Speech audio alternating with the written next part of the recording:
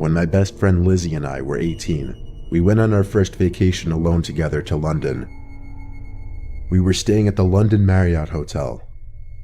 The first thing we did upon arrival was, of course, to get there and drop off all our luggage. We'd be there for a whole week, so we had to set our itinerary. It was late in the day already, so we didn't have much time that day, but we did want to see something at least, so we went to see Big Ben, which is that iconic big clock tower that everyone knows in pictures when you think of London. After that, we went to a nearby tavern for dinner called St. Stephen's Tavern. It was money, but good thing our dads were paying for this trip. After leaving the tavern, it was like 9 o'clock, and we were wanting to go out and experience the nightlife. We agreed we'd first have to go back to the hotel and shower and change first. As we were walking, a young, attractive man overheard us talking about the nearby bars we were looking at on our phones, and he stopped us. Something about him immediately was just charming that grabs both my and Lizzie's attention.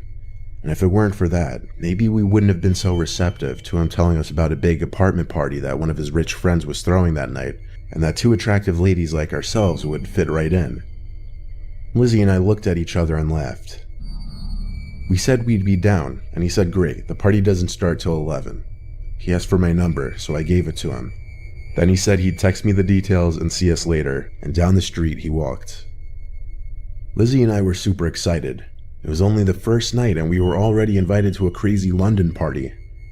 We figured if we played our cards right with the wealthy people at this apartment party, we would have people to hang out with the rest of the trip. We got back to the hotel, showered and changed, and we pre-gamed with a little vodka first to loosen ourselves up. I think we drank more than we should have though.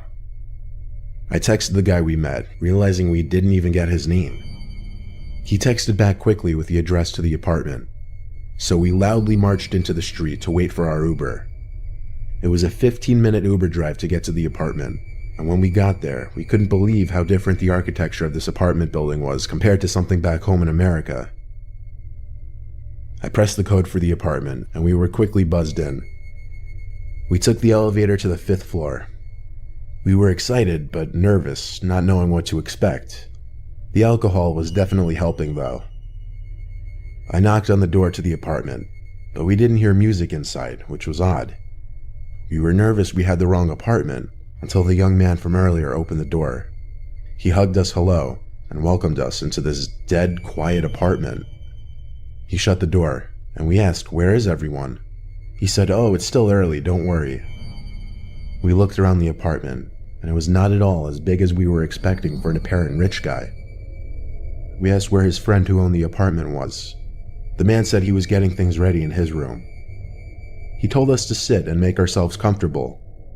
I remember looking at my phone and seeing it was like 11:30. Lizzie and I sat down, and I could tell by her face she was as put off by this as I was. The man sat down on the same couch as us, next to me. He was uncomfortably close. Suddenly, another man came out from another room. He didn't say anything. He didn't smile. He just looked at us as he walked towards the door to the apartment. Then he just stood there. The man on the couch with us started asking us questions like where we were from and if it was just us two visiting here. I started feeling sick to my stomach. The man next to us got up and went to the kitchen to get us some drinks. The man by the door stood there.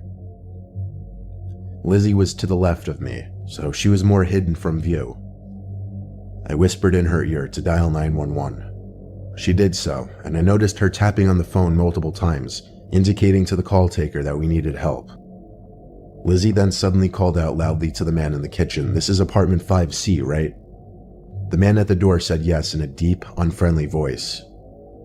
I whispered to Lizzie again that we needed to stall, and not to drink any drinks the man gave us. As I was whispering to Lizzie, the man standing at the door called to the man in the kitchen to hurry up with the drinks, and then he came back from the kitchen with the drinks. I had to think on my feet, to stall as long as possible before drinking whatever he just set in front of us. I put on a fake and bubbly persona and said we should play Would You Rather. I know it sounds juvenile, but I had to think of a game that didn't involve drinking. The man seemed to play along with it, so me and Lizzie started coming up with Would You Rather questions. And he started coming up with some of his own, but he would often suggest we take a sip of our drinks, saying the guests would be there soon and that we needed to loosen up some more. I stalled for as long as I could, saying we already drank a lot, but we'd be down to drink more in a little bit. I remember when things were about to turn really south. The two men looked at each other. Then the bigger, scarier man at the door came over and said, "All right, drink your drinks." He was about to reach for one of the glasses to probably force in my face when there was an aggressive banging at the door, followed by a man shouting police. The younger man looked at us and asked, "Did you call the police?" I said, "No, why and when would we?" But my voice cracked as I said this, indicating I was nervous. Lizzie apparently just decided the hell with my story and screamed help. The police started to attempt to kick the door down, but the bigger man screamed, all right, and opened the door with his hands up. The two men tried playing innocent. Lizzie and I had to fabricate the story a little bit, saying the two men basically forced us into the apartment and wouldn't let us leave, and that we were pretty sure they drugged our drinks. That was enough to get the men arrested. A second police car arrived to escort us to the station for further questioning. The drinks were tested, and it turned out to no surprise they were roofied. This was definitely a scarring experience, but we didn't let it ruin our trip to London. In fact, we never told our parents until years later just because it would probably make them less likely to let us travel anymore. The alcohol definitely didn't help our initial decision-making in the night.